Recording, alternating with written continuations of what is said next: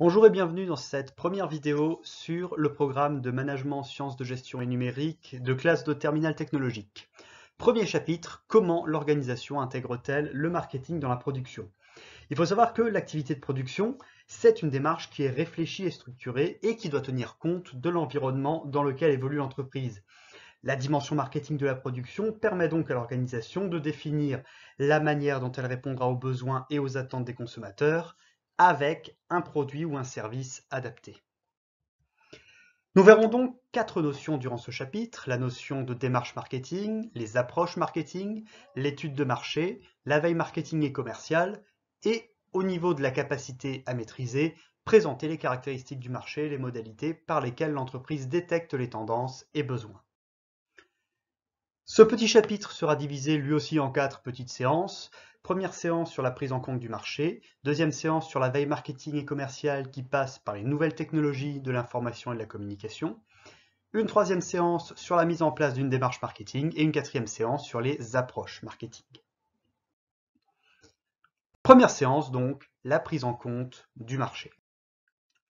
Pour commencer, il faut savoir que le marché, c'est un lieu de rencontre réel ou fictif où se rencontrent l'offre et la demande. Prenons l'exemple d'un marché.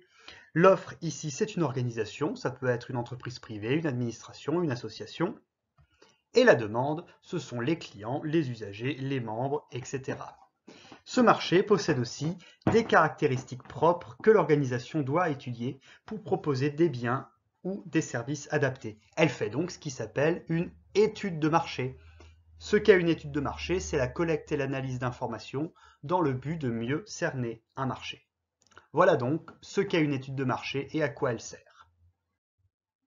Deuxième séance, la veille marketing et commerciale passe par les nouvelles technologies de l'information et de la communication. Ces nouvelles technologies permettent à l'organisation de posséder et de récolter des données sur le marché. On retrouve des informations relatives aux consommateurs, aux usagers, aux concurrents.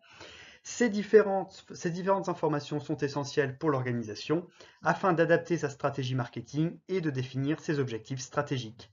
De nombreuses organisations aujourd'hui utilisent justement le big data, qu'on appelle aussi données massives ou métadonnées, en mettant en place un système d'information.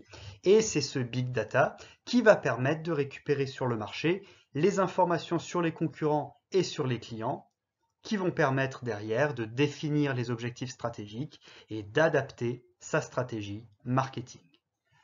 Je répète la définition, la veille marketing et commerciale, c'est une démarche qui consiste à collecter, traiter et diffuser des informations sur les produits et les marchés. Troisième séance, la mise en place d'une démarche marketing. La démarche marketing, qu'est-ce que c'est? C'est une démarche qui consiste à analyser les besoins des consommateurs et y répondre en adaptant sa stratégie marketing. Pour pouvoir définir cette démarche marketing, il y a 4 étapes. La première étape, c'est l'analyse du marché, grâce à l'étude de marché. Une deuxième étape correspond au marketing stratégique, c'est-à-dire le fait de fixer une stratégie marketing en rapport avec un produit. On retrouve ensuite le marketing opérationnel, donc la décomposition du marketing stratégique en actions, déterminer le produit, le prix, l'emplacement où il sera vendu, le canal de distribution, et la manière dont il sera promu. Enfin, dernière étape, évidemment, comme souvent en management, le contrôle. Mais il faut savoir que les entreprises privées, ce sont les organisations qui, elles, développent le plus leur démarche marketing. Vous vous en doutez, quand on parle d'organisation publique ou d'organisation de la société civile, les choses sont un peu différentes.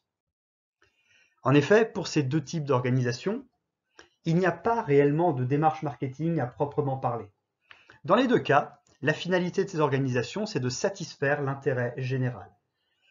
On ne peut donc pas parler de démarche marketing, mais plutôt de mise en œuvre d'objectifs stratégiques qui sont ensuite traduits par un ensemble de décisions afin de satisfaire l'intérêt général. On retrouve un petit peu ce qui a été étudié dans les derniers chapitres de management en première. Vu que ces deux types d'organisations ont une finalité particulière qui est de satisfaire l'intérêt général, plutôt que de mettre en place une démarche marketing, on va mettre en œuvre des objectifs qui permettront de satisfaire l'intérêt général. Ces objectifs seront traduits par un ensemble de décisions pour atteindre la finalité. Quatrième et dernière séance, les approches marketing. L'organisation, elle répond aux besoins du consommateur ou de l'usager, par une offre adaptée. Et cette offre résulte des choix marketing et des orientations stratégiques. Justement, l'approche marketing, c'est la manière dont l'organisation va répondre à un besoin. Il peut y avoir 4 approches marketing différentes. La première, la plus commune, l'approche réactive. L'organisation répond aux besoins exprimés par les consommateurs avec une offre adaptée. Ensuite, l'approche anticipatrice. Ici, l'organisation anticipe les besoins des consommateurs en proposant une offre adaptée. Ce sont des besoins qui ne sont pas explicitement dits, mais qui existent. On a ensuite l'approche créative, c'est l'opposé complet. On va créer un nouveau marché, un nouveau produit, et donc on va créer un nouveau besoin. On n'est pas comme dans l'approche anticipatrice dans le fait de répondre à des besoins qui existent, mais qui ne sont pas exprimés. On va créer un nouveau besoin. Et enfin, dernière étape, l'approche médiatrice, c'est une coopération entre l'organisation et ses clients pour pouvoir créer, produire, commercialiser le produit. Ici, tout est dans la coopération entre l'entreprise et ses clients. Voilà, c'était un chapitre assez court. Comment l'organisation intègre-t-elle le marketing dans sa production? Je vous souhaite de bonnes révisions, une bonne journée et à la prochaine.